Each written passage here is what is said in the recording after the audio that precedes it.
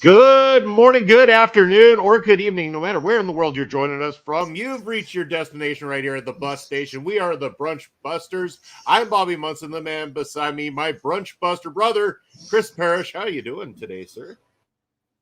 I'm doing well, and choo-choo to all our beautiful people in the chat. We appreciate it so far. How are you, Bobby? I'm great as episode 48 rolls in to the bus station here today. Creeping up to number 50. It's crazy to think that we have gone that far in such a short period of time. The inclusion of those Wednesday and Thursday night special episodes that we've done have helped along the way. But yeah, 50 coming up very, very shortly. Yeah, very riveting episodes, I might say. And of course. But yes. Especially those weekly ones during the week, you know. Definitely not. Definitely PG rated for sure. 100%. Oh yeah, they're pretty good. That's all I gotta say. But you know it's pretty good. You know the people in our chat, and we got that Echo guy coming. Yeah. In right now with his handpick waving. We appreciate it. Says doing well. how are we feeling about this week in wrestling? We will get to it. Yeah. We will get to it. And then we also have our good old friend Bobby Munson coming in saying hello. And then he's doing great as well. So awesome. Very happy to hear. We do have a lot of things to talk about this week in pro wrestling. What a week it was, actually a lot. And you know what it was? It was a great week with different companies doing some great things too. Yeah, lots going on this week, including, I got to experience AEW live, so that was kind of wild. Yeah, how was that? You got a nice little announcement on Dynamite with Kota Ibushi. Got to see Pac again. Like, I'm jealous of that one. that was a nice surprise for me. I mean, of course, if Ibushi was actually there, would have been even more exciting and everything. But you see it up on the screen. It gets a pop even in the arena for our, as MJF put it, the 90,000 plus screaming fans at the Saskatoon Silverdome where he body slammed Big Bill. It was a fun experience, though. I mean, again, the Pac thing was nice. I was glad to see Pac there, and just generally they put together a nice live experience.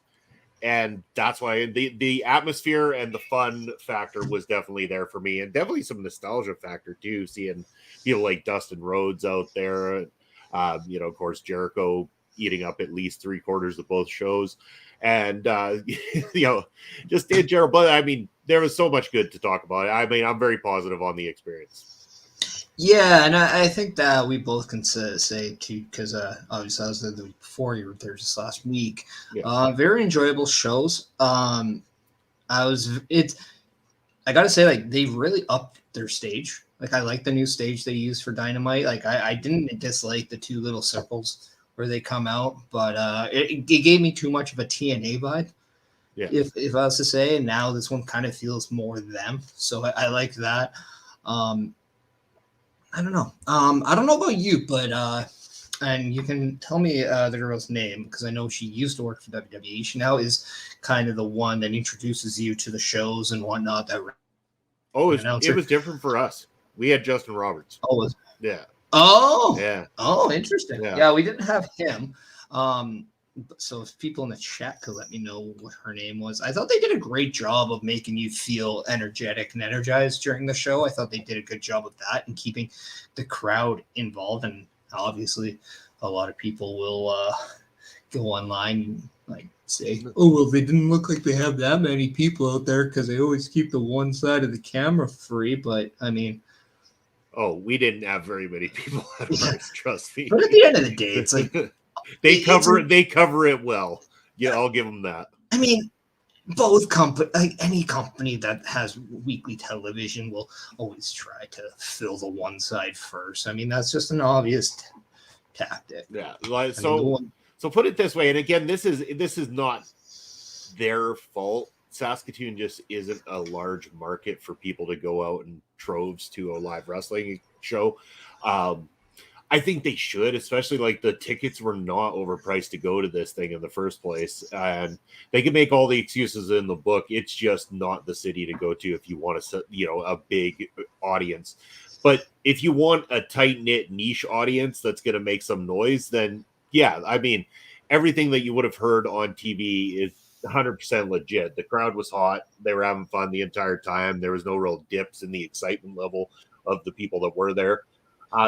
It's basically the hard cam side on the lower section and on the floor was all full. We were by the ramp on the floor there. And so everywhere around ringside was full, but the entire other side of the arena, whether it be the lower level or the higher level seating, was completely tarped off.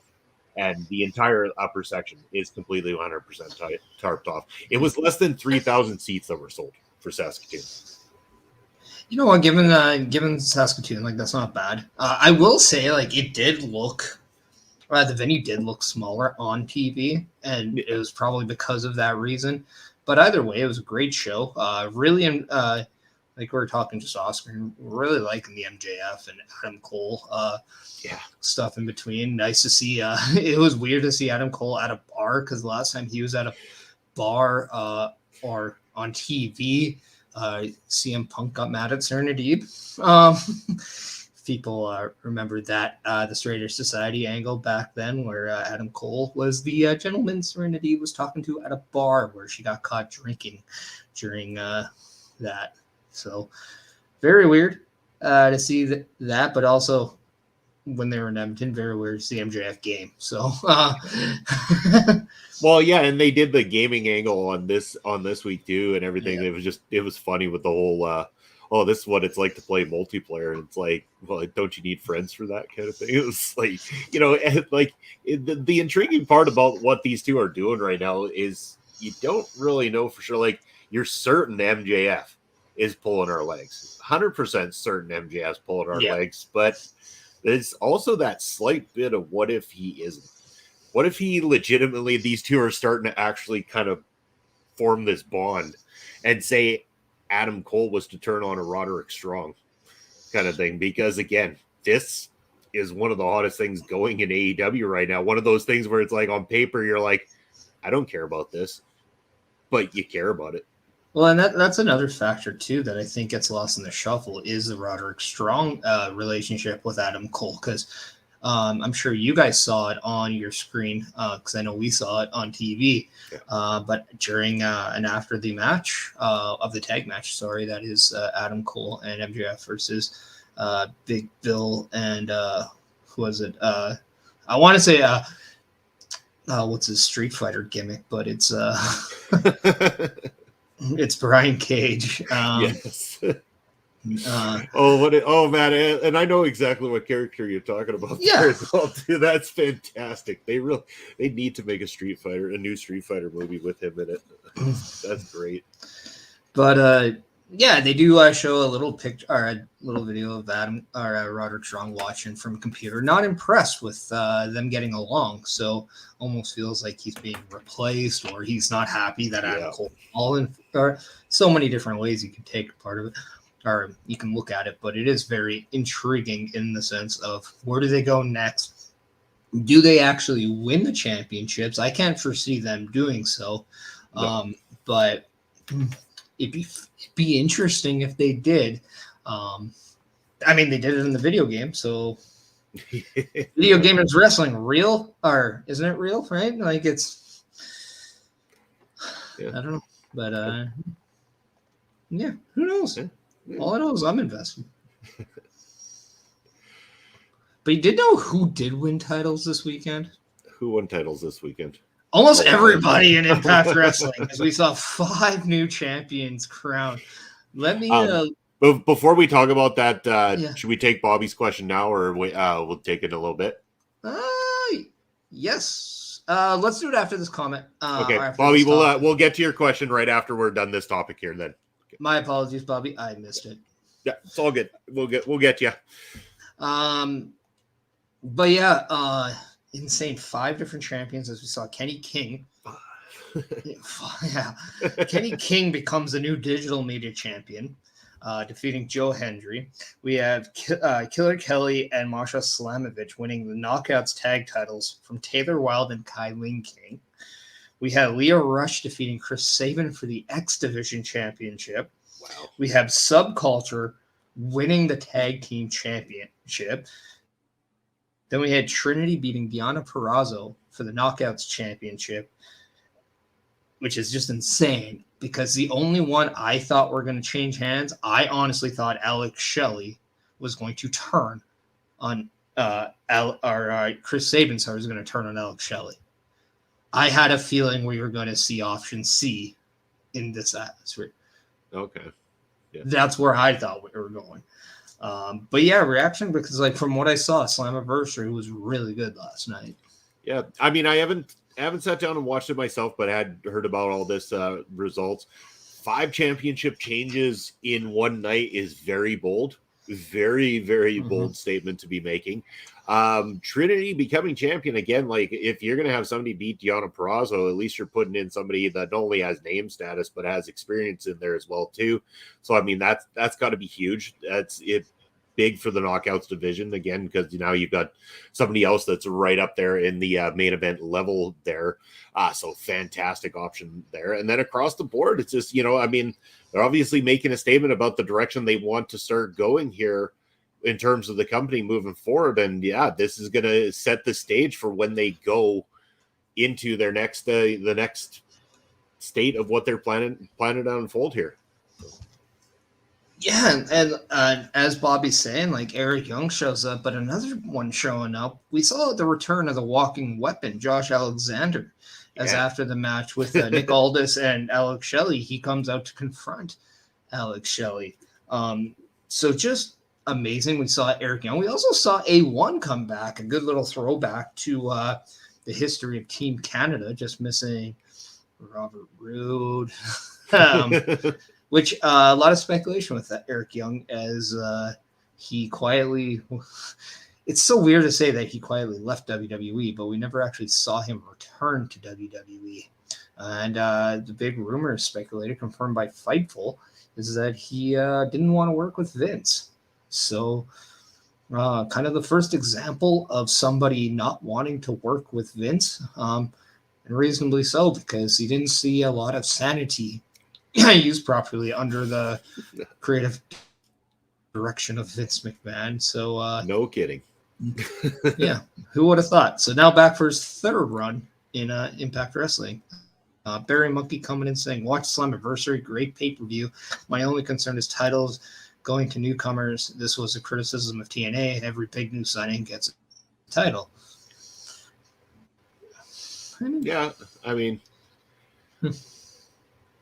It's a risk for sure and everything like that, but do we know the status of some of the people that had titles that dropped them that night too? Are they locked to any kind of contract, or are they considering moving on from the company? Like there might even be reasons like these titles could have changed hands because they were backed into a corner on a few of the options there possibly as well too. I don't know the inner workings of their company, so I couldn't, quote anything in particular. But any of the experts in the chat, please let us know. Like I'm not 100% sure where they go from there.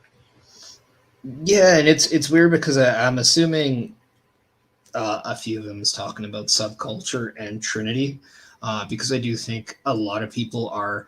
I don't want to say worried about Trinity. I think a lot of people are enjoying that she's going somewhere different and doing her own thing, wanting to stand on her 2 feet, but at the same time wondering how long she's going to be in Impact, because it just seems inevitable that she goes back to WWE.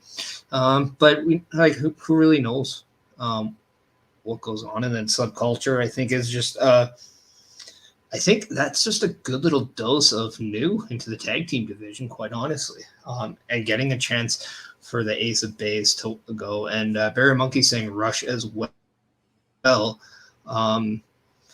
Yeah, I'm curious to see if Rush is actually going to be there longer than we think.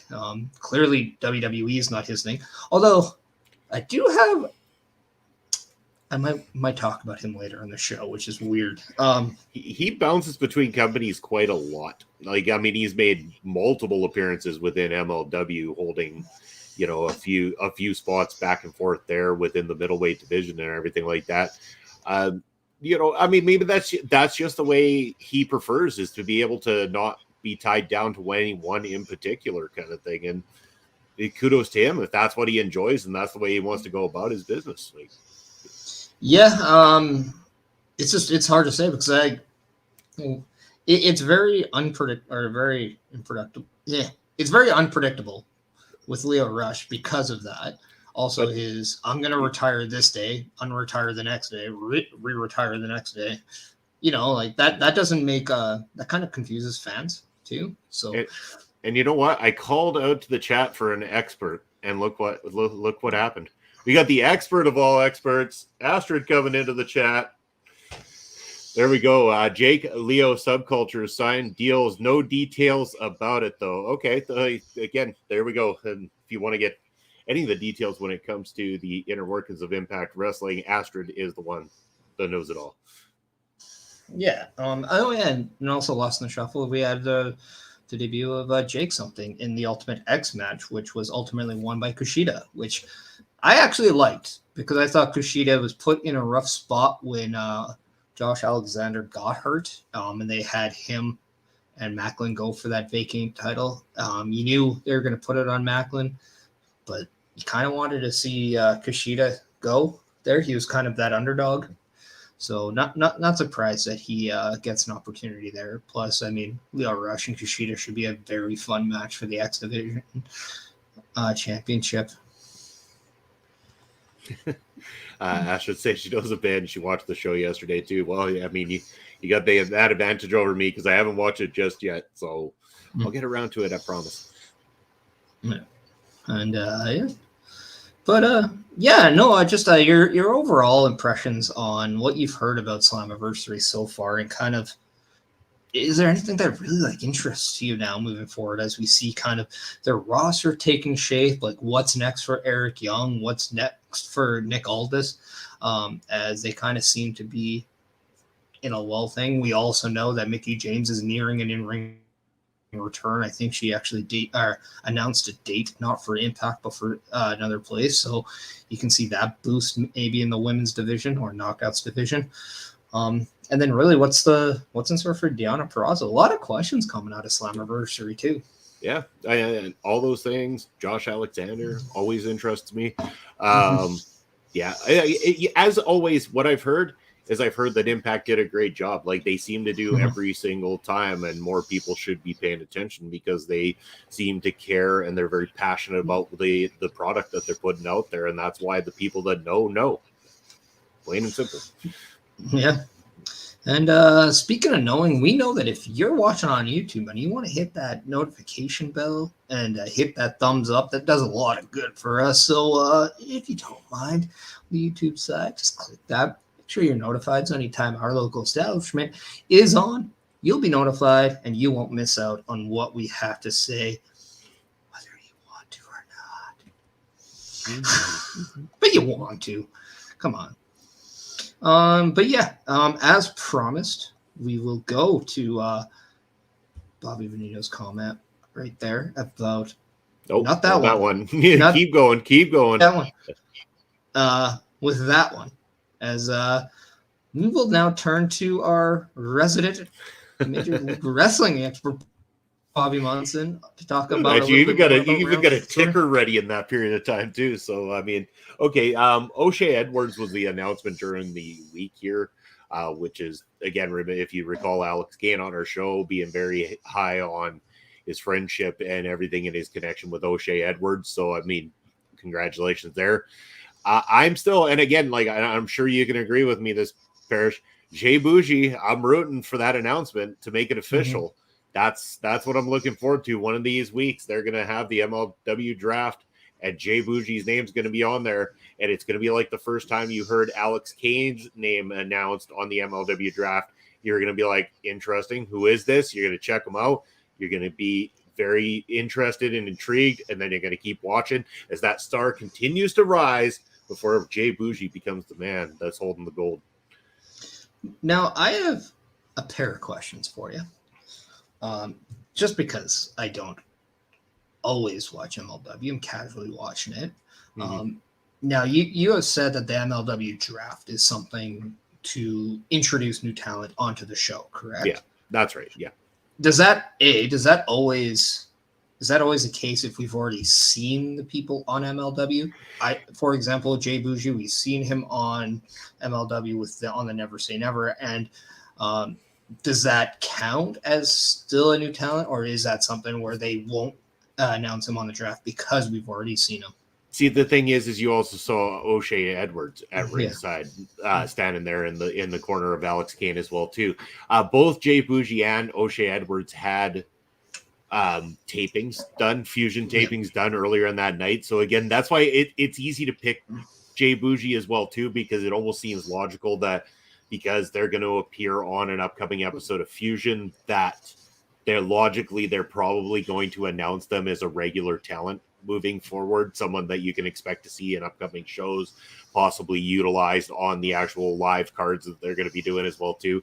But yes, I mean, sometimes you'll see people come in for one or two spots and then later they're announced as a draft pick and then they come in on a more regular basis and stuff like that. It's the draft is really essentially a kayfabe draft to announce the new talents, get people pumped, and something, especially for the unheard of talents or the younger talents that they're plucking and wanting to, build in the company. It gets you to hear a name, see who they are briefly enough to maybe then go Google search it and find out more, so that then you can possibly find out about them prior to them getting into MLW and having that, possible rise that they're looking to have. Yeah. My second question then is just about the details of the draft, because we've seen some rounds have 1, 2, like it's not always the same amount of people in each round of the draft. How many draft rounds are there? Are there like a specific amount of people, or is it just one of those things where they just go until they're done, kind of a deal? They just go until they're done, and then they'll announce them on their website. And it'll be, you'll see X amount of them on Fusion itself, and then the rest, it's just going to be look online. This is our draft picks, who you can expect to see in the upcoming months. Is Bobby coming in? For me, I'd like to see Ava Lawless and Bambi Hall get drafted in the open draft. Sure, fantastic. Yeah. I mean, the featherweight division needs more options as well, too, and both of them great. Ava Lawless had that dark match with Taya Valkyrie on at our AEW show here in Saskatoon and did a fantastic job. Yeah, and then Bambi Hulse is all over the map with AEW and Ring of Honor right now. So happy for her. I've known her for a long time. So really proud of what she's doing and really happy to see her get that opportunity. I thought she absolutely killed both matches that she had and did very well.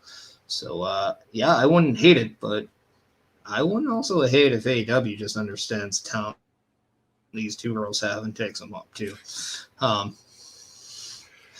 With that being said, okay, good. I needed a drink. Barry Monkey says, I'm subscriber 250 on YouTube. Do I win a prize? Any party poppers or celebratory dances? You get one of these.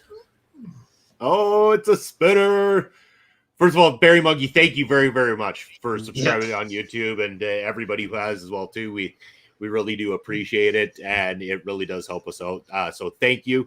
Thank you. It means the world to us that you do that and that you come here chatting and supporting us as well, too. Ole! That works, too. We haven't pulled that out in a while. That's what she said. But moving on. I had to set you up, didn't I? You just had to. For men's, Bobby Neal wants Ken Broadway. Cashflow Ken Broadway, yeah. He's had a few goes in MLW so far as well, too, but he just keeps getting better. Big fan of Cashflow Ken Broadway. Can't wait. Hopefully they do announce him as a regular and they start to utilize him, because I see this guy going places. Very much. Yeah. Thank you, Barry. But yeah, is there anybody that you truly hope is drafted with this? Because again, like we saw Matt Cardona on Never Say Never. Do we see the Steph DeLander? That's who I would say. Yeah. Again, Papa Smokes and I, when we've done our mock MLW drafts, we have said it multiple times. Steph DeLander is somebody that you need to get. We have been very high on her work for a long time, and it only keeps getting better. I think the connection with Matt Cardona only means the higher possibility of her joining the MLW roster. And please, that's all I can say. I think that is someone who will be top of the MLW featherweight division if she walks in through those doors. Yeah. Small shout out to the person who just got blocked on Twitter, I believe it was, but it'd be hilarious because I'm loving this content for absolutely all the wrong reasons, but it's terrific.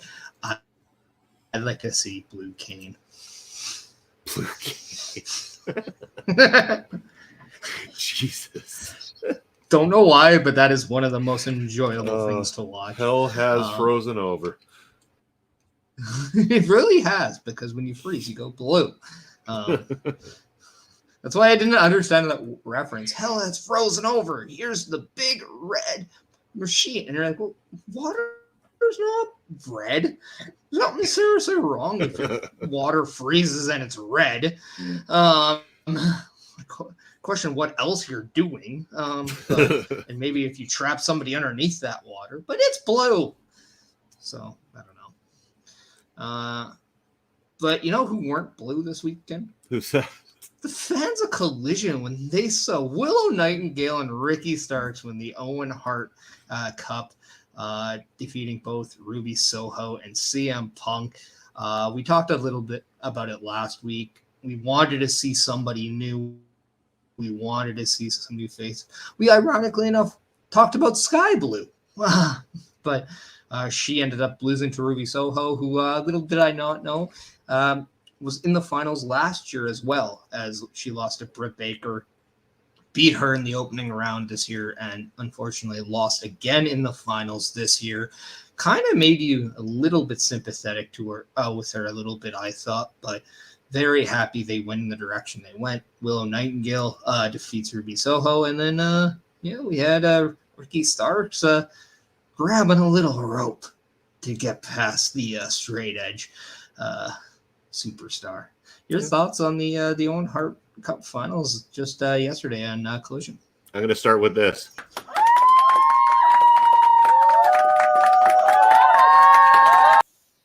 Yeah, I mean, clearly they didn't go with the obvious, and they're looking to build new stars, and this is a perfect way to do it. Willow Nightingale and Ricky Starkz are, two people that you can build a foundation on for their respectful divisions within AEW, and I think it's great. I mean, Ricky Starkz being able to say he got the victory over CM Punk, the guy who's divided the fan base, the controversial one, the straight edge superstar, all whatever you want to call him these days. But again, he also said until somebody pins him or beats him, he was calling himself champ basically, and now someone has beat him in the form of Ricky Starkz, and great. And again, Willow Nightingale, I really enjoy her work. I think that she is just all sorts of exciting. She comes out there right away. The crowd immediately gravitates to her because, again, she comes out with that positive attitude, that fun, that cheerful way of being. But again, you know that she can get in there and she can fight, and you can build a star out of her as well too. And I think that kudos to AEW for doing not the obvious thing, but the right thing. Yeah, and we have Brian Carter coming in, gloating about the monthly wrestling trivia challenge on Thursday nights on Ring Respect Radio, featuring Papa Smokes and Bobby Munson. As if our calendar hasn't told you that enough. But me, your YouTube champion. But Bobby, that's only because I had to work late and I wasn't there. Yep. So the fans decided that there was going to be a YouTube-based champion and a Twitch-based champion, and so our Twitch champion. Oh, so Bobby, you weren't even good enough to win at all. Like you had to get that. Okay, you're talking Brian. You're talking about Brian here, man. I'm calling them the wrong name until he unifies those titles. Oh, okay. So you just throwing it out there. Anyway, but yeah, I mean, Brian went uncontested on the YouTube side and he won, but Chris Best with a thunderous 8-point victory on the Twitch side was quite impressive as well too. And then Papa Smokes 10 for 10 on those questions that we threw his way. Well, I mean, Papa Smokes been talking about the wrestling of old. I mean, he is uncontested for knowledge on that one. Yes, he is. And then Chris Best just you're not surprised with like how much he knows about wrestling, but you're surprised to know how much he knows about wrestling. It's very impressive. But Brian, congratulations. But until you beat me, you're only a contestant. We'll see what happens next month when we do it again, because everybody had a lot of fun, and hopefully we get some new contestants in the chat for that episode as well too. I'd love to see things get red hot, and everyone was cutting promos on each other. It was a fun night. Yeah, but you know who's not contestant right now? Who's that? Gunther. Oh. As he is now 401 days of Intercontinental Champion, 45 days shy. It says 44 days shy on the ticker. Yeah, no, but he's 45 days of becoming the new. He's 44 shy time. Okay. Read, Bobby, read. Patience, Bob. Get through the question before you just circle A. All you right? need's a little patience. Patience is a virtue. But yeah, no, absolutely incredible there by Gunther. Looking very contested that he's going to face Drew McIntyre at SummerSlam on August 5th, where you want to stay tuned because I'm most likely doing another watch along on my Twitch. So if you want to, just DM me. I mean, no big deal. But your thoughts on this historic run of Gunther so far? Awesome. Dethroned that run. I mean, again, all respect to Honky Tonk Man, they've thrown it. Gunther is a champion's champion. He is fantastic the way he conducts himself. You know, I'm high on his work. I have been for a long time, pre-WWE even. This guy is a top guy. And the fact that he's making that title matter is amazing. And the fact that he can break such a record and hold that with pride and be able to have that name cemented there in the history of it is awesome. Amazing stuff for Gunther. I can't wait to see where this goes and also to see if they go the right path of building someone with having them be the one to beat him kind of thing. Yeah, for sure. And I think you really want to now find that right guy, because if this isn't your attempt now to catapult him into that world title scene, really it's, well, and yeah, 100%. But like, this guy not only, I think it's very important to break this championship or this championship reign. I think it's a thing that's going to happen. I'm curious on who that person who's going to dethrone him is. But I do think he needs to drop this title before the year's end. I think that's very important. I think the trajectory of Gunther going into 2024 should be world heavyweight champion in some way, shape, or form, especially going into the Rumble. Like, I do not want to see Gunther as Intercontinental Champion going into the Rumble. It's fair, but I mean, you could also build this on the back of he walks into WrestleMania to challenge the champion as the Intercontinental Champion. What if this is the second time ever that you got your title for title match where Gunther then afterwards decides to relinquish said Intercontinental Championship, said there was nobody that could contest me for this. Let's see what you do with the next guy who holds this belt. I mean, that would be a different direction to go and a very interesting one as well, too. It would be. But I do think in a point now where you do need to, you have a plethora of guys that just need that opportunity and could benefit more by having that rub as being the guy to dethrone Gunther as Intercontinental Champion. Whether you talk about like guys like Bronson Reed, or maybe it is somebody like an Imperium member, as we did see a little bit of, let's just say Giovanni Vinci did not have the best days on Monday Night Raw. But whether it's, but then it could be like, say, you know, whether I don't want to say Riddle or McIntyre, but maybe we see Sheamus come over to Raw and go after that Intercontinental Champion, and one that he needs, that he said he needs to have. But even talk about, like, you know, younger star, whether it's maybe Tommaso Ciampa or, you know, somebody like that. We have Chris Best coming in. Good afternoon. There's the Twitch champion over on the pub trivia nights. There we go, Brian. Twitch. Come on. Get there. And then Bobby St. Brown's. Right, exactly. Okay. Yeah. I just, and the only reason why I'm saying this is because I think when we have somebody that could defeat him for the Intercontinental title, it automatically makes him believable that they could defeat him as world champion when that does happen. And you always want to have those challengers there, especially for Gunther. But man, 401 days as Intercontinental Champion. He was what? How many days as NXT UK champion? Oh yeah. 2 title reigns and he's at 1,000. Like, yeah. And so wait till he defeats Seth and becomes the new world champion. See where it goes from there. Well, yeah, and like, who's to say that he even defeats Seth as champion? You think he's the guy? Well, I mean, with that Money in the Bank briefcase, you just never know anymore. Fuck the Money in the Bank briefcase. You know what? I don't hate what they've been doing it so far. I mean, I'm not knocking what they're doing. I just hate the concept. I really do. Cash in at the most opportune moment makes you a wuss. Yeah, but it did well for a lot of guys. Yeah, because they couldn't stand on their own 2 feet otherwise. Well, I mean, I think Edge does okay. I think CM Punk did okay. I'm busting balls. I just really don't like the concept personally. Well, I really wish if you were going to utilize it, you utilize it as you get your challenge opportunity. You call the show, you go up one-on-one with the champion. That's how it works. That's the way it should work, in my opinion. But again, that's my opinion. People like that,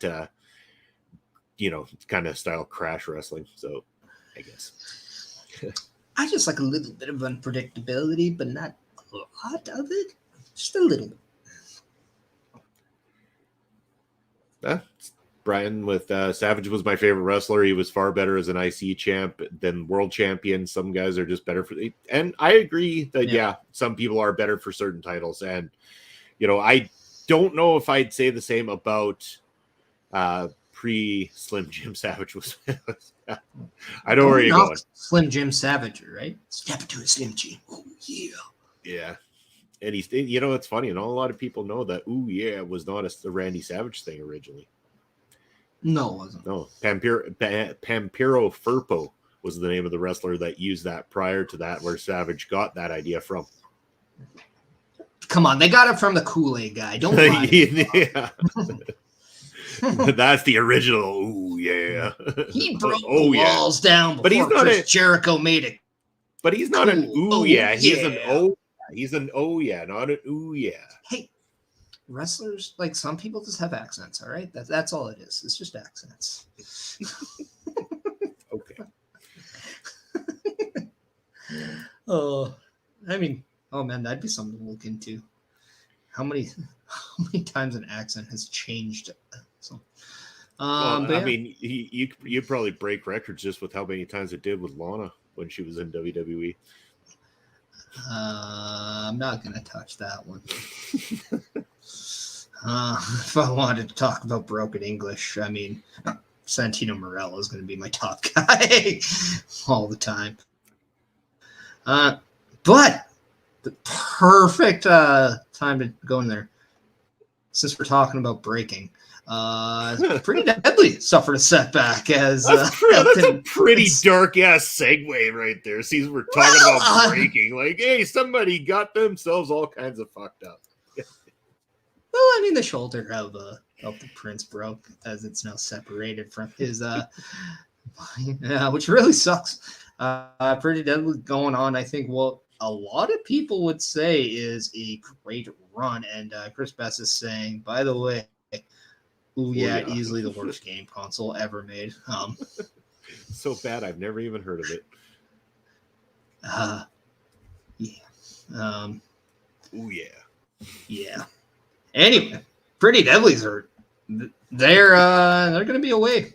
I'm very interested on what they do, because if there's a time to bring back, if you remember Randy Orton's RNN reports, my God. Pretty Deadly needs to be doing this. Just to let everybody know week by week on how their shoulder's recuperating, or even doing like spa treatment. Like there are ways to keep this. This is an act that I think is absolutely amazing. Probably one of the greatest things to come into the tag team division in a while. They should make them run loving. I was gonna say they should make them run a Twitch channel. Where they review the show every single week and then show clips of them talking about what their thoughts were on different aspects of the show that's going on.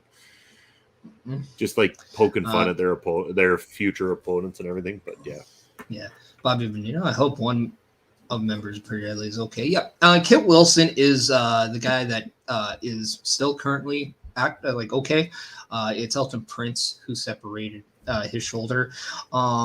And I do want to just clarify that this happened on a shoulder tackle gone wrong off a bump. People on Twitter need to realize Ridge Holland, who gave the shoulder tackle, didn't do anything wrong. People really need to lay off Ridge Holland because he is not a dangerous worker by any means. I know this because of my 19 years in the business. I think people really need to just let it go. It's unfortunate that 2 people got hurt, but he didn't do anything wrong on a shoulder tackle. It was pretty routine. It was just a bad landing on a bad bump where he landed awkwardly on a shoulder. This stuff has unfortunately happened in a while.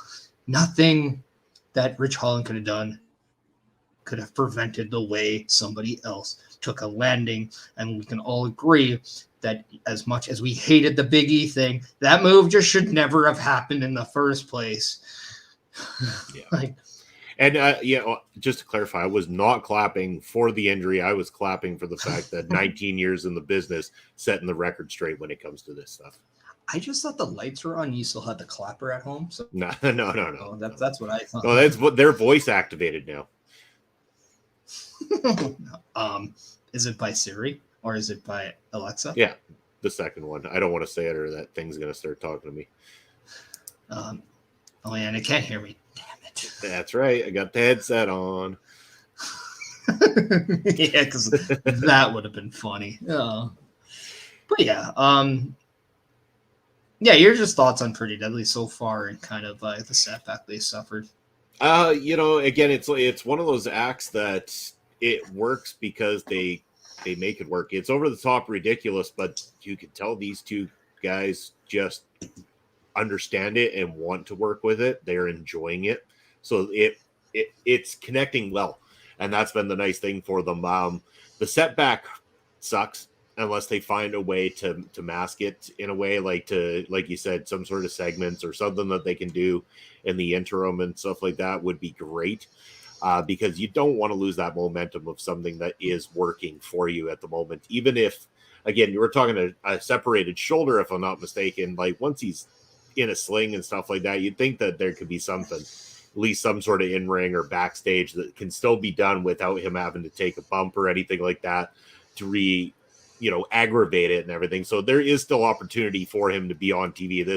We're not talking about like a blown quad or something like that where you're going to definitely not want to be on your feet at all kind of thing. I mean, yeah, it sucks, but at least this isn't going to be a huge long-time recovery either. I'm sure, especially considering the fitness level and the age, there will be a quick recovery when it comes to a shoulder injury like this.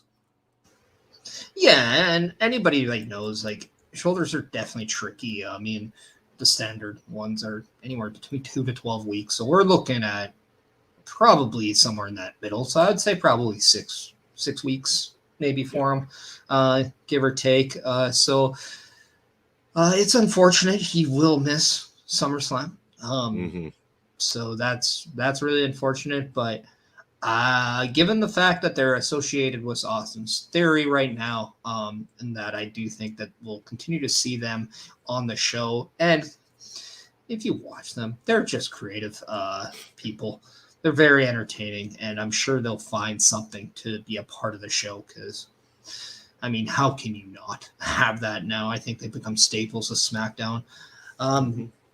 Well, we see staples of the rosters, staples of SmackDown right now. We always see Street Profits do very well as they go on, on a show. But when they get drafted, they always kind of have that little lull period, as we saw that the first couple of times. But now we're wondering what's next. On SmackDown, we saw that they went into a limo to talk business with the almighty Bobby Lashley. As Bobby Bonito was saying, I was expecting Cedric Alexander and Shelton Benjamin to join Bobby Lashley again. We actually maybe they will. Got Dawkins, but we got the Street Profits and Bobby Lashley talking some business. Speculations arise that this could be the new and improved Hurt Business. Who's to say if we will have anybody else But also interesting to note, we didn't see MVP. But how much longer do you think MVP is planning to be around there, kind of thing? I mean, we don't know. I can't even speculate on that altogether, but this would be cool. I mean, the Street Profits, for me, the gimmick itself, just not my cup of tea. It's just not my smoke. But them in suits, working with Bobby Lashley under the Hurt Business or some form of it, okay, I'm on board. 100% I'm on board. I want to see where this goes. The two guys from the Street Profits, obviously, there's a lot of talent there and everything like that. And I think a refresher, something to change it up, maybe give them something more serious, really will help both of their careers. I think that this could be an awesome move by the WWE to put out this team. The Hurt Business was the best thing going in the worst era of professional wrestling that I call pandemic era wrestling. There were a few good things during the pandemic time. Nope. It's like, yeah, Bayley and Sasha were pretty good during the pandemic times. Bayley was good. Sasha was a good sidekick, I guess, but Bayley was good. I'll give you that. Some of Riddle's best work came in that pandemic time too. He actually even stated that he was one of the few guys that got more over during the pandemic time, which I can't argue. There was nobody to get over to. But I can get over with a crowd of zero. Also, Dana Brooke. Oh.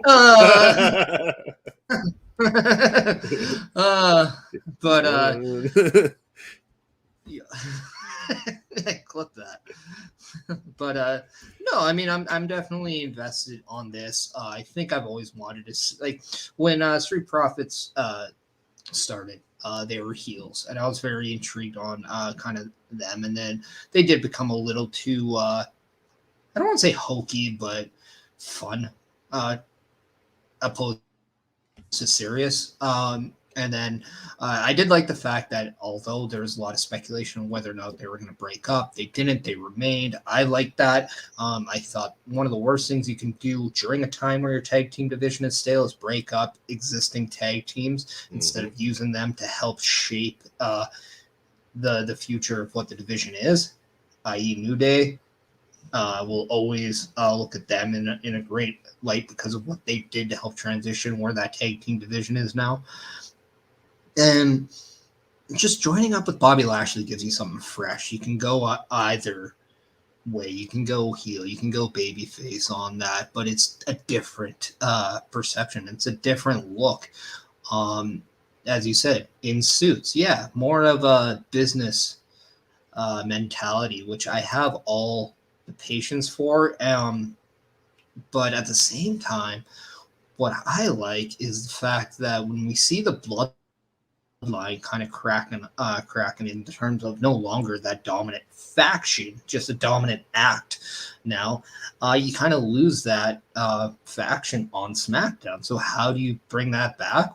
You create a new one. And then you look over, you haven't done a lot with the OC. Yeah, you have AJ Styles and Karrion Kross, but after that, there needs to be something with them. And just think about this.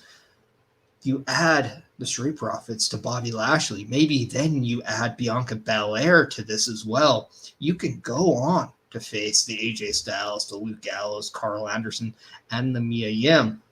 And it all makes sense. As we prepare for Survivor Series, which could be War Games. So who's to say that's not what they're shaping up for, is some factions going into War Games. Yeah, that 100%. And again, that's how you build War Games, is have a reason for it in the first place. It's what I've always hated about having pay-per-views or premium live events that are based around a theme, because you're forced to do that theme no matter what. Now, it makes sense when there is reason for it, and you have to build reason for it. And if they're going to, great. But that's the one risk you run, is if you don't build for it fast enough, then it really just is a gimmick for the sake of a gimmick, and it doesn't quite click the way it should. Now, if they build it that direction and this is the way they go, hey, I'm on board. I would like to see something along those lines. That would be fantastic. Really, you don't have the bloodline anymore to go into that sort of setting, so now you need something more for that particular setup. Yeah, and it's a fresh look too, because we've never seen Street Profits or Bobby Lashley in a War Games. We've never seen AJ Styles in one. We haven't, it's a fresh thing. I'm not saying that's the direction they have to go, but wouldn't it be nice to see something like that where everybody is relatively new to War Games and you now want to see how do they fare inside the War Games structure? All these questions going into it just makes the aura of War Games that much more dangerous when the unknown is that mystery. See, the whole thing I'm picturing right now, and the reason I kind of chuckled is I'm picturing a WWE boardroom where Triple H has got all this intricate planning written out on the board of how he's going to build for all these wonderful things. And then, 3/4 of the way through the planning of this great plan leading up to War Games, Vince McMahon kicks the door open. Listen, son, this is how we're going to do it. I got the ultimate idea. This is some good shit. We're going to do Raw versus SmackDown and have War Games. How do you like that one? As Eric Young leaves and be like, this ain't sanity.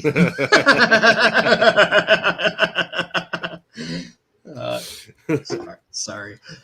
You chuckled with that one. I had to chuckle with that one. But yeah, I mean, I was really hoping we'd see sanity again. Oh, man. Makes you wonder where Nikki Cross is going to be moving forward now, because it looked like that's something that they were definitely going towards. Yeah. I wonder if they bring back Big Damo still, or Big Damo. I'd still like that. Big Damo. Oh man, bring back Big Damo. It's a travesty that guy has not been signed, or is not scooped up somewhere. That guy is just too good. Yeah. And Chris saying we haven't seen AJ in an actual War Games, but we've seen him in TNA's version of War Games. Yeah, of course. War Games has been used across other companies, but the thing is that I'm sure he would love to be able to go out there and do it. Hey, he's never been in War Games because that was a trademark thing owned by the WWE. So I'm still right, Chris. How dare you? I think they've used the War Games name outside of WWE before. Have they? I think so. I know at one point in time MLW used it in the earlier stages of their company. And at that point, WCW had been acquired too. So it's maybe the trademark did roll out. Maybe, Chris, you are right. That's why you're the Twitch champion. Even though you're on YouTube right now. And we got In the Hot Seat podcast coming in saying hello. Hey, happy Sunday afternoon. How are you doing? Thanks for coming in and subscribe to In the Hot Seat. Yeah. Okay. And for everybody, go check out In the Hot Seat podcast and subscribe to that. Yeah. Doing some great stuff over there. But yeah, I don't know. All I know is it's pretty cool to talk about some tag team wrestling once in a while, though. Especially in WWE. Tag teams. Yeah. I mean, Kevin Owens, Sami Zayn, tag team champions.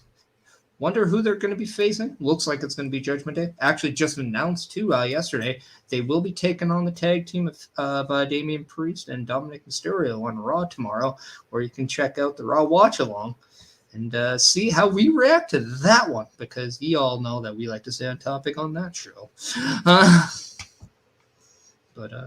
Yeah. I think if I'm talking about other shows, Bobby, do you want to maybe... Are you talking about calendars now? Calendar time? That would be a pretty deadly maneuver. It would be pretty deadly, I think. Yeah. We got a calendar there. I hope I uploaded the right one. Me too. It's been one of those days. Here we go. I guess we'll find out. Fingers crossed. Are you pushing this button or am I? I am.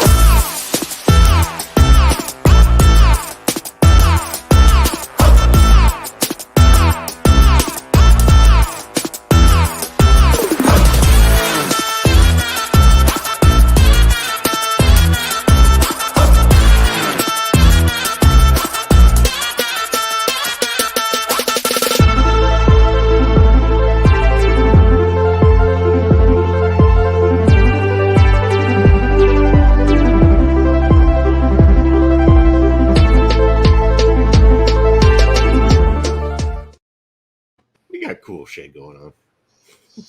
And I also want to add is, you didn't see that, but you can still follow our local establishment on Threads, as we're officially on Threads now. Yes, we are. So yes. go check that out as well. There's a lot of updates going on in the social media game. So seems like a new one every week. Yeah. And well, let's face it, especially with the people you're watching right now, we like to partake in the alcohol beverages, so we can be a little slow at times. What? Hey, dude, I'll take full credit on that one. You'll have no idea. That's why I got to get primed up this morning. Actually, you'll be shocked to find out I have not had an alcoholic beverage this weekend. I had one, actually. I'm very not too much, but at the same time, go to Rogue Energy. Don't even do the alcohol. Be healthy. Be unlike what we normally are. Go to rogueenergy.com. Use that promo code OLEPODS. Save yourself some money, because we all know that being healthy right now is too expensive. But yeah, go to rogueenergy.com. Promo code OLEPODS. Save 10% off your order. I believe this strawberry mango is now in a tub. How about that watermelon? Ed talks that one up. Yeah, he does say that. He says it a lot. That's good. Yeah, I mean, I like anything blue raspberry. I'm a fan of now. I don't know why. Something about blue raspberry. It's just, takes you back to your childhood. Rocket Pops. That's the parish pick. This blue raspberry. Parish pick. Yeah, the parish pick. The pick of parish. Ooh, that's the pop. That's the pop. Oh shit! And I knew Basser was lurking because suddenly one of these sound clips just played through the Twitch channel that we have set up there. Hello to you too, Basser, in that very funny way that you played for us. Are the shots still up there? No, I took the shots down. I mean, I can't. My liver cannot handle the kind of punishment Basser wishes to put me through. Imagine if he played shots, but really what it is we just took a verbal shot at that person instead of a physical drinkable shot. I'll give him the verbal beatdown that I gave Twitch on Thursday night. What's that restaurant where they're just absolutely a dick to you, though? There's a lot of them out here. I don't know if it's a theme. No. I know I went to one in Vegas, went to one in San Antonio as well. I forget. It's probably simple as dicks, but I have no idea. It's a really funny engagement, I will say. Yeah. I do enjoy that. Especially if they can take it too. If they're just yo, what do you want? And you're just that's stupid. I wouldn't have ordered that or whatever. Say stuff like that. But then if they can take it back, it's a lot more fun. Yeah. But let me know in the comments if that restaurant. The food's actually pretty solid. Nice. But Bobby, what's the one thing you like in regarding to championships? One thing I like in regards to championships, is when there's less of them on a company. Okay, yeah, but to make what's the one thing you hope they do with championships? That they defend them and that they have them for a while, so it means something. And how do you do that? By putting them on shows and having them defend them. Yeah, but I mean, they need number one contenders, right? Well, yes, of course you need number one contenders. Damn it, Bobby, you can see the topic in the thing. I can't see the topic because I'm not looking at your little brackets. I'm sitting there looking at our wonderful chats comment section. Well, I'm doing both. Well, good for you, son. Good for you. But anyway, on SmackDown, the United States title has been getting a number one contender in the mix as we're seeing a 2-week tournament. Maybe 3 weeks, given the fact that there's going to be 3 different types of matches. But 2 triple threat matches, one this past week where Santos Escobar was declared the winner. Next week, we're seeing another one, including LA Knight. Yeah. And the winners will face each other the week after that to determine the new number one contender for Austin Theory's United States Championship. Very interesting that they're doing that and not going straight into LA Knight and Austin Theory, in my view. I think that's just obvious. But I do like the emphasis on the United States Championship. This just means for 3 weeks we're seeing the United States Championship on the show, and I'm not going to be upset about that at all. Yep. But it does ultimately lead, in my opinion, to LA Knight versus Austin Theory at SummerSlam. But in the process, we're also seeing Santos Escobar get a little bit of a rub with that win. Thoughts on kind of what they're doing, and are you going to look forward to Austin Theory and LA Knight? Well, first of all, they're very high on Santos Escobar. They've been putting Santos Escobar in a position to really be noticed, and I'm not complaining about that because Santos Escobar is doing great work. So this is fantastic. I feel like LA Knight and Austin Theory was the obvious match. I think we've been saying that for a while, and that the expectation is that that's who's going to end up becoming that U.S. champion, especially to put more eyes on that championship. At times, I've forgotten not only that Austin Theory is there, but that he's even the champion, because they haven't really put the emphasis on that title as of late like they have. Glad they're doing it now, but I think that they're doing it now because they have got somebody who's red hot in LA Knight, and they're looking for the easiest path to do something with LA Knight while he's in the public spotlight. I do agree with the fact that LA Knight should be going after a championship. I disagree with how many people thought it needed to be the world title. Why? Because there's something about that evolution of working up the ladder that I just am always enamored with when done right. LA Knight really resembles John Cena in my eyes in terms of how he's being used so far. You know that there's a presence there, especially with the rapping. Cena, there's something about that is intriguing, entertaining, and you kind of turn him babyface because it becomes too entertaining. Then I want to hate that. Just like the rapper gimmick with Cena, just like LA Knight, right? Then eventually they go to a mid-card championship and they win, just like John Cena did with the U.S. championship, and now with the same title with LA Knight. And then by the time John Cena did win the championship against JBL at WrestleMania 21, you cared about it a lot. So I do like this play with LA Knight. Do I think he's a future world champion? Yeah. Pun intended. Yeah. Do I think he's going to be a multiple world title champion like Randy Orton, Triple H, and stuff like that? No. But I do think that there's going to be a slow burn with LA Knight, and I don't think people need to worry too much about it not being right away. So you making the John Cena reference is interesting too, because a lot of people are making that comparison with Steve Austin and, of course, The Rock in terms of the promos and everything like that. The interesting part there is that what not a lot of people are realizing is LA Knight is just modeling himself after top people. Mm-hmm. And a lot of these top people have not been necessarily in the business on a regular basis for a long time. And that's what it's been in professional wrestling for many, many decades, is you go and you learn how the top people become top people. And LA Knight has taken that and he is running with it.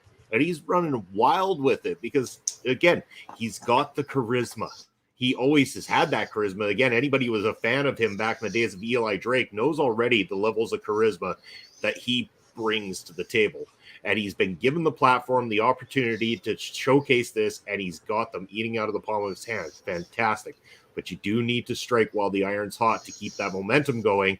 And if that means the U.S. Championship, then granted, you're building something here, at least with it. You're putting it out like this. He has to work his way there. He's earning that opportunity. And when he beats Austin Theory at SummerSlam, people are going to go absolutely crazy for it. It is going to get a massive pop.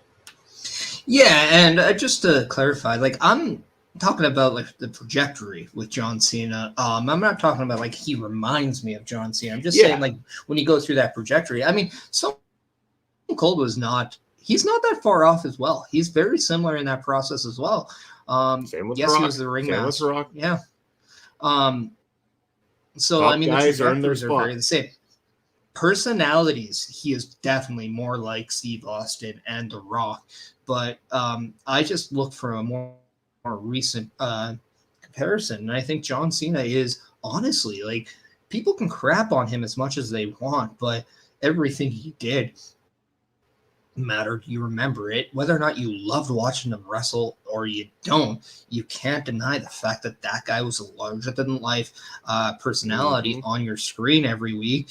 And the more established he became, the more he did give back to the business and to help other people get to his level, which I don't know if you could say the same about the other two, because it was a different era about retaining your spot back then as it was now. And they are in much need of like top superstars now than they were back then. But at the end of the day, you're getting it. And you're in that process. It's very similar to, if you remember the Yes movement, you needed that little setback to remind you, yeah, we do want it. And maybe just those losses in matches like Money in the Bank, where LA Knight's not getting the briefcase, was their effort. When I say they, WWE's effort to say, hey, he's not going to win this, but we also need to know if you're going to stay with it. Because if you stay with it, now we know for sure that this isn't a 1 or 2 month, like, short-term thing. This is a long-term investment that we are now prepared to make because we now know you want it. But again, hopefully they don't burn him out on, a one-note gimmick kind of thing as well too. And that's somewhat on the company, somewhat on the performer kind of thing. I hope that this doesn't become a flash in the pan. I hope that they know that they do have a star. Again, LA Knight's a star. He is. He knows how to conduct himself like a star. He gets it. He's watched it. He's mimicked it. He gets the formula, and it's working. Now, let's roll with it, because, again, in creating new stars, you create new eyes into the business, especially something fun like this. You can draw in some of the casuals because they like people that have a famous line. They like that catch, that hook, as you call it, that brings them in and wants more. Nobody ever looks back and talks about the classic wrestling, the technical wrestling of John Cena, The Rock, or Austin, but it doesn't mean they weren't stars that brought people in, that watch for the performer more so than they watch for the wrestling itself. Yeah, and that's not saying they can't, because anybody who knows pro wrestling knows that back in his time, and like Steve Austin can go with anybody back in his prime. Like, it's just that's not what made him larger than life, and people really need to understand there's a difference between being an amazing in-ring performer and technician. But being larger than life is a completely different attribute in professional wrestling. Sometimes you can get into that level by doing something that you just didn't expect. I mean, look at how much Santino Marella's stock rose when he pulled out a cobra and put it onto his hand and mimicked one Mr. Socko, right? Those guys and those performers became a little bit more larger than life when they had those entities in them over than what they were doing before. So that's just wrestling. That's just entertainment. And you got to understand, with WWE, you get a mixture. You're not going to get one over the other. You're going to get both. In fact, you're going to probably see a lot more entertaining because they put on more shows on TV than anybody else. Austin's matches with Steamboat and WCW are some of my favorite matches to go back and watch, this Chris does. And yeah, I mean, my first knowledge of Steve Austin was from watching WCW, and would have been a lot of work that he was doing with Brian Pillman as well too, when they were the Hollywood Blondes. They were a great team, and Austin could go. I mean, he's got some great ability in ring, but when you become that top star, you almost, in a sense, don't always go to be the guy given all the flashy stuff and everything like that when it comes to the in-ring, because you also obviously can protect yourself somewhat for taking any, crazy bumps that might risk you being out for a long period of time, and allowing that iron to go cold a little bit too, kind of thing. So it's almost smarter when they get to a certain level to kind of, simplify what they're doing sometimes, because it becomes more about the character at that point than it does become about the actual matchup. But then they would still go out and have their moments too when it meant something. There was things you would see that you didn't normally see on free television, for example. Yeah, and I think this is where like a guy like LA Knight will shine, because in order to be that every night performer, you have to adjust what you do night after night after night. Yeah, we see the rounds and house shows where maybe they are kind of like they do the similar thing, but they're testing things out as well. Are they having fun? Yeah, they are. Knowing that a guy like LA Knight's not going to be on the SmackDown in Madison Square Garden, what do they make sure that he does? He opens up the show before the show starts. He gets the crowd going. And then they bring him after the show, right? Like after the show ends, because they understand that the fans want him. Yeah, they just didn't have anything creative for him during the show. Doesn't mean they're not valuing him as an actual entity to the company. They did that with Stone Cold sometimes too. People really need to go back and look at those things as well. But what I think is very interesting about him, you have somebody that can talk, that's automatically going to get you TV time in WWE. Can he hold his own in the ring? He sure can, and that's going to give him more time in WWE. And we all know that the currency in professional wrestling is television time. So at the end of the day, if you want him, and the 4 million people that watched his segment on SmackDown in 24 hours said they do, chances are you're going to get him. I'm marking it now. Sunday, August 5th, SummerSlam, LA Knight will become the new U.S. champion. Why? Because of the fans and how much they say they want him. So you want more LA Knight, let them know, because history be known. You say you want it, they'll give it to you. But as soon as you pipe down, they'll take it away. And we got coming all the way from the 50 Shades series of books and movies, Mr. Gray joining us up in the house here for Busted. And he's only fan of one of the M in the right. Beautiful Candies of M&M's. That's right. Yeah. The other's just unnecessary. He likes one, not the other. And then we have Ed Fries joining us.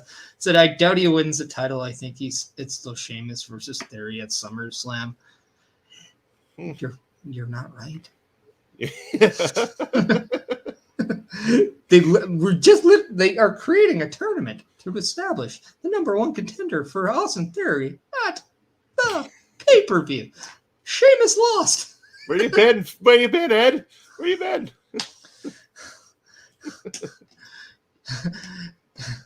It's tax season, and the topics of attention, you must pay it.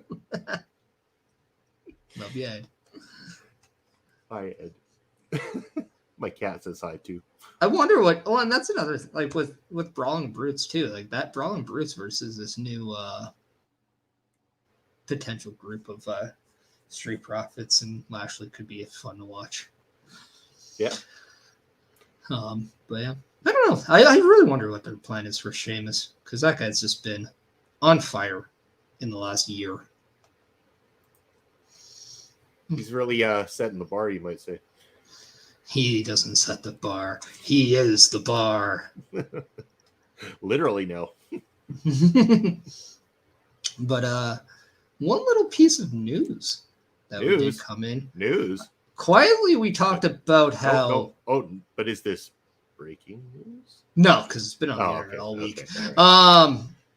But we talked about somebody like Eric Young quietly leaving WWE and then going back to Impact.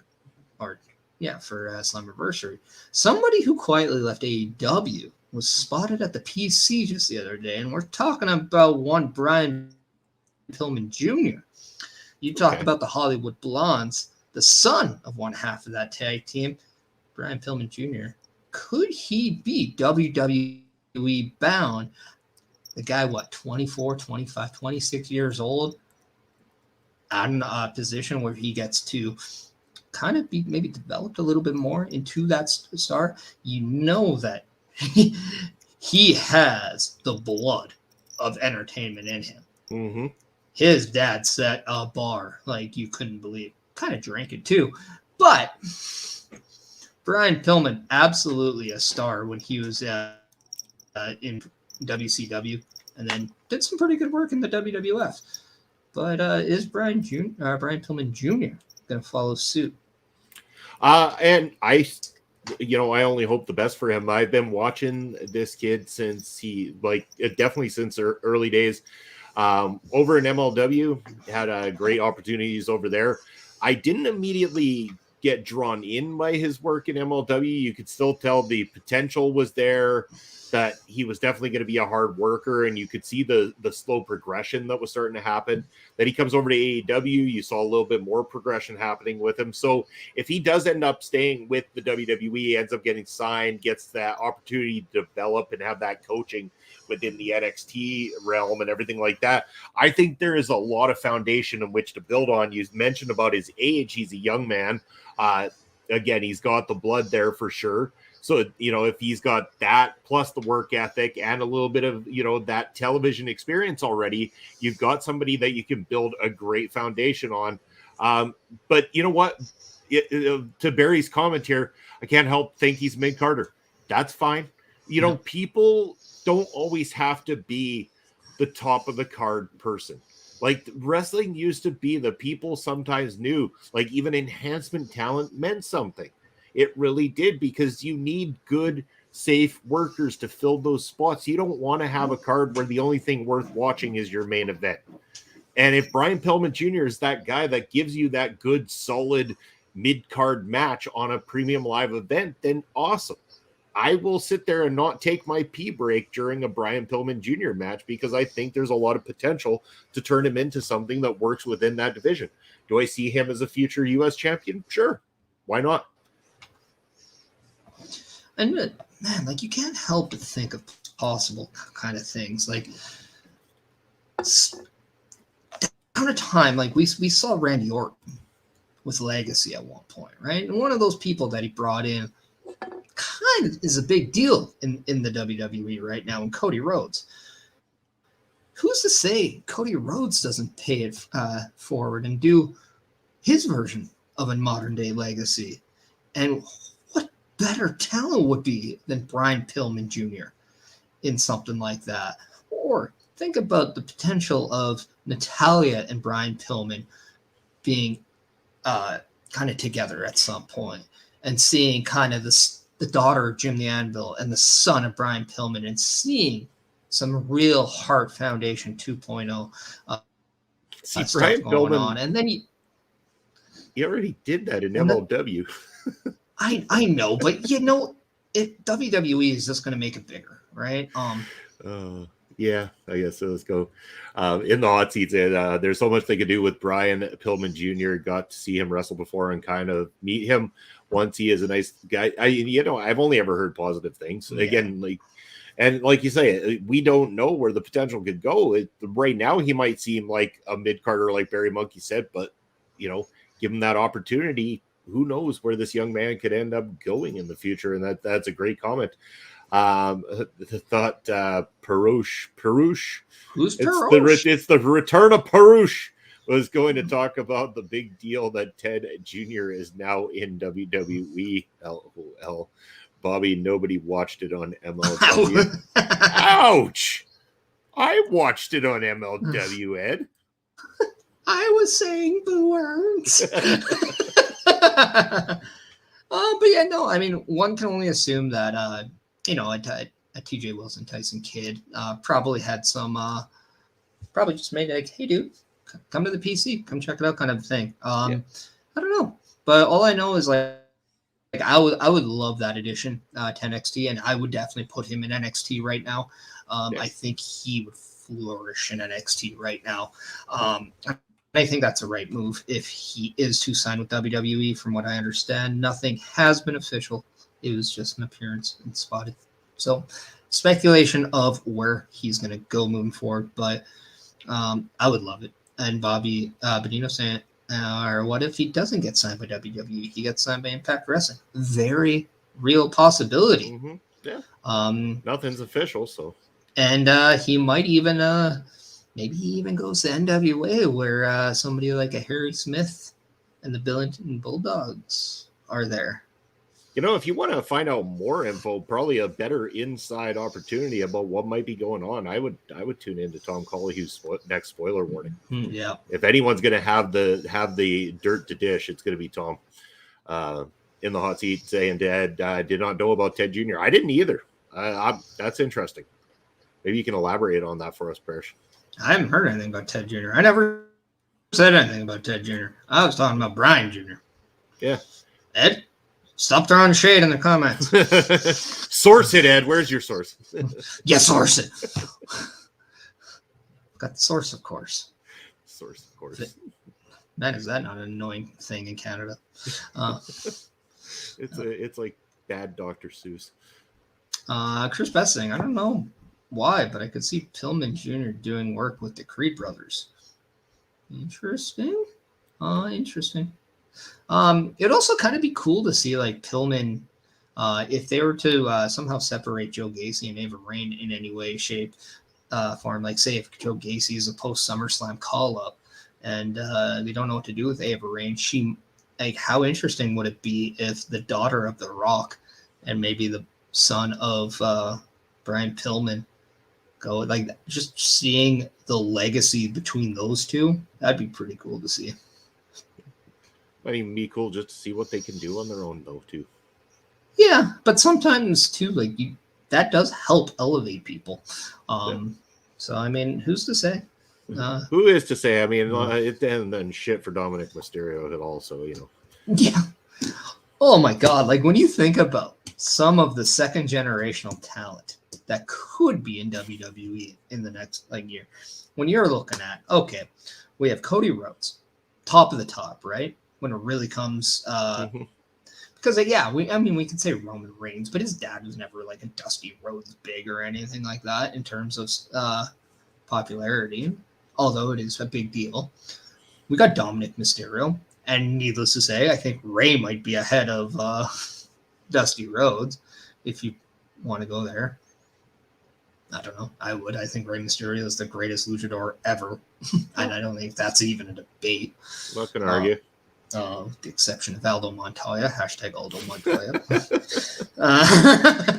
You did not think I was going to get that one. Oh, man. You and Aldo. We got to have like the Aldo Montoya award on Bustin' Out when we do our Bustin' Out award. # Aldo Montoya. Second best after Dom, yeah. But then we have the Usos. We have, potentially Brian Pillman Jr. We have just an amazing amount. And then Natalia there. Even Carmella. She's a second generational wrestler. People forget about that. Sadly, sitting at home, we got David Benoit waiting for a phone call to come in one day. He wasn't sitting at home. He was sitting ringside at Collision in Calgary. he was there at Calgary. My Lord. It is scary how much he is looking like his dad. It's sad that that's going to be the burden that prevents him from getting into companies, because it's nothing to do with him. And I really do feel bad for the guy that is going to plague his career moving forward unless he goes and throws on a mask and wrestles under another name. It's a shame because he just, you can tell the passion's there. He wants to do it, but nobody wants him to do it. As long as he's not the Pegasus Kid, I think he can do something with that mask. But there you go, Aldo Montoya for the Hall of Fame, Parrish. Oh, maybe that's what we should do as well. We should have a Busting Out Hall of Fame. Busting Out Hall of Fame.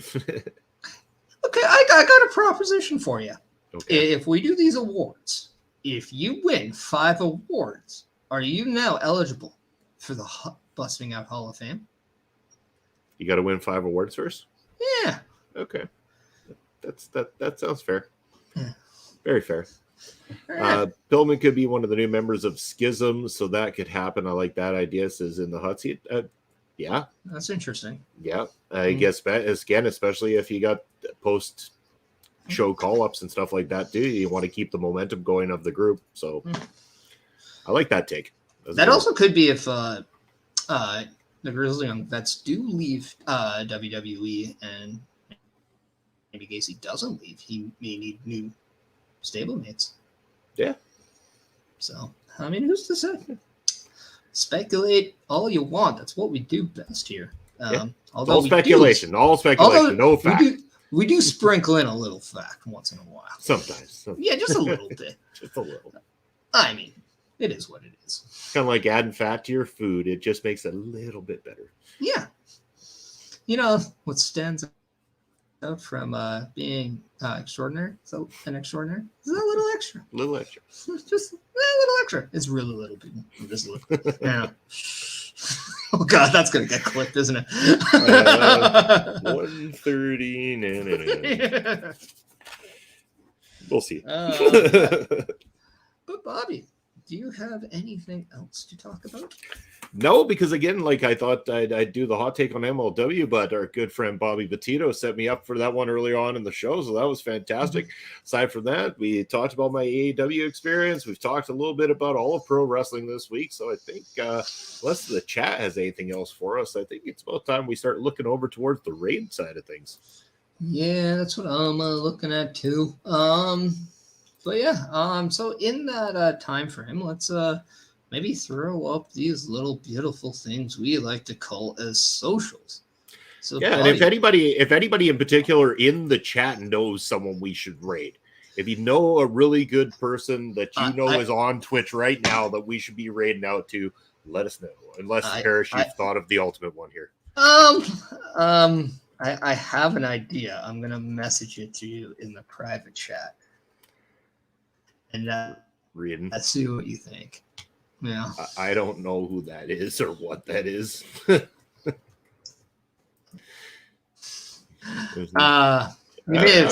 Okay. Sure. I mean, sure. I mean, it's not. So, I mean, I don't know. Why not? So people, do we want to go see somebody we talked about already on our screen today? I mean, he's playing Resident Evil right now. I say we go for it. Okay, people. Well, Bobby, let us know where you are as I set up the raid right now, and I'll just let people be surprised on who. But give a good welcome when you get there. Like, just tell them where you came from. That Bobby Munson, Chris Parrish sent you on over, and give a big cheer, shout out, all that kind of lovely stuff. But you can find me at the ticker down below. That is my socials. Of course, you can find me here on the various channels various shows that we got, including Ring Respect Radio on Thursday with my partner in crime, the man with the angelic voice, Papa Smokes, for Ring Respect Radio. That's where you can find me, Parrish. Where can the good, wonderful people of our chat there find you? Well, I mean, you could follow me almost just about anywhere. But you can follow me on Twitter at Chris Parrish, Instagram at Chris.Parrish, and Twitch at the Chris Parrish. Like I said, you can follow me on August 5th. So I'll probably do a watch along on that same channel. Follow me on the YouTube at the Chris Parrish. The Kick. I'm on Kick. Don't know why, but I'm on there at Chris Parrish. I'm also on the threads at Chris.Parrish as well. In terms of our shows, you can see me tomorrow for the Monday Night Raw watch along, and then next week as we got the 49th edition as we creep closer and closer to the big 5-0 here on Busting Out alongside you, my friend, my brunch busting brother. And yeah, gonna be a fun one. Gonna be can't wait. Also, people, we're still looking for ideas for the Busting Out Award. Right now, it looks like the Boas could be the leading candidate. But if you have any ideas, if you have any other ideas, whether it is the name of what we should call it, remember, Bussies is not an option. We cannot use it because Busting Out Radio uses it. And, well, we don't like to be a cat, let alone a copycat. So that's off the table. And then also come up with any ideas of what awards you want. We have some ideas too, but we want to also hear what you have. I think the Aldo Montoya award's great. I mean, the Portuguese Man of What award? See, that's got to be like the Lifetime Achievement Award that we give out. Oh, whoop. Buttons. Yeah, he does. How do you like my gas today, Ed?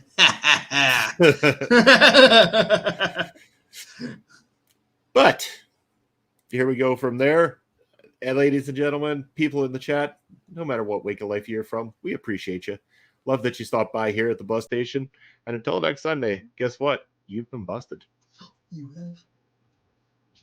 You're ready to rumble, just let